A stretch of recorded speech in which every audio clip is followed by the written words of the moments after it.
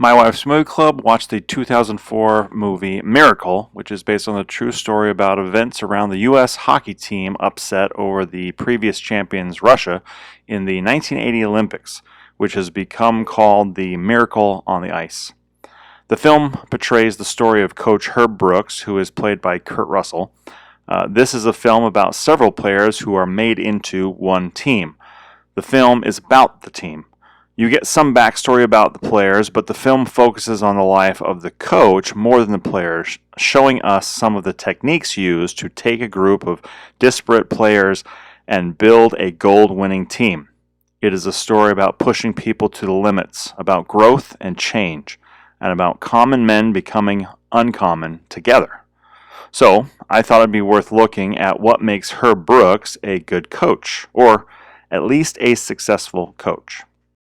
First, the good coach or mentor or teacher is not concerned about being liked, not concerned about being nice or sparing your feelings. They are concerned with their own success, and their success is depending on inspiring you to do your best, to improve you, to make you the better person, to grow into something more.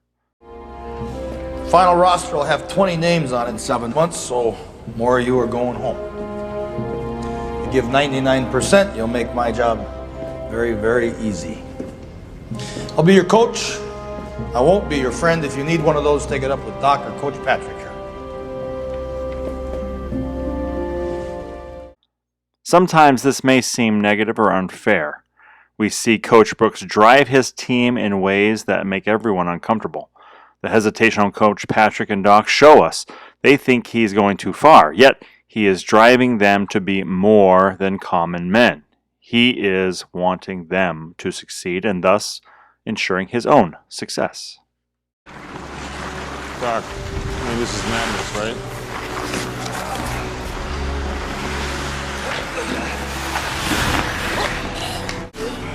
This cannot be a team of common men, because common men go nowhere.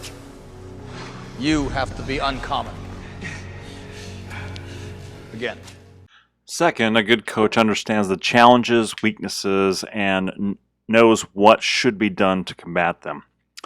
For this team, it's talent, teamwork, endurance, and strategy. The talent, as far as talent goes, these are rookies. They don't have the talent to win on talent.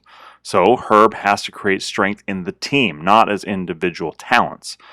That means looking for the right players who will play together like a fine-oiled machine, not as superstar divas. He sees the challenge of rivalry amongst the players, some players who were on former rival teams, and he drives them to see they no longer play for those teams. Now they play for the United States of America. He creates strength as he gets the team to believe in themselves and their teammates. They are not all seasoned players, and he drives them to be better. He drives the team hard and builds their stamina and endurance.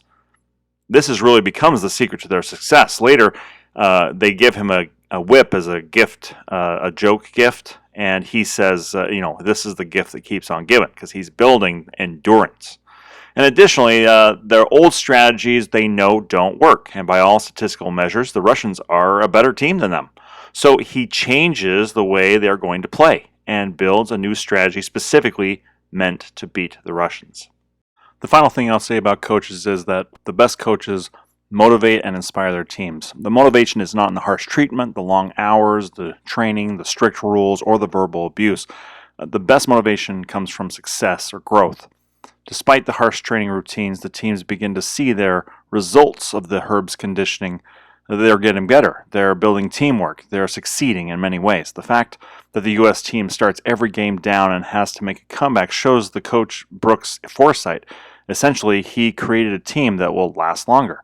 Through endurance, they gain the advantage and are always able to make a comeback. The harsh reality of it is that hard work, difficulty, and hardship can bring out the best in us. Pushing ourselves to the limits allows us to grow in ways complacency, comfort, contentment, and ease will not. Not all pain is gain, though. There are limits. A good coach knows where the line is. He knows how far to push. He knows when to back off. To me, this film, Miracle, is heartwarming and emotionally satisfying, and there is probably a lot more to talk about, such as Coach Brooks' personal and family life is added to the film for an unneeded drama, and I think it was included to appeal to more than just the hardcore hockey fans or to be a relief from the sports, but it doesn't really help the narrative. It only gives us a good couple quotes there. You could make an argument this movie is telling us about regulations are unnecessarily interfering with sports and they're stifling, as the coach goes against the AHA's bigwigs and picks the team on the first day when he's not supposed to. He keeps them away from the players, and somehow they end up backing him, and the agreement becomes that he does it his way without interference. I guess the corollary would be, can you imagine that if the AHA were telling him who they could play or how to play, just would ruin everything. Finally, this film has a message about momentum as well. Once you see the Russians are scored on, the Russian coach panics and he takes out his best goalie in the sport. They continue to lose their position, and the USA team stays positive. They drive against the Russians. They play more offense than defense, and luckily their goalie is really, really skilled. I like this film, and I hope you enjoyed this review.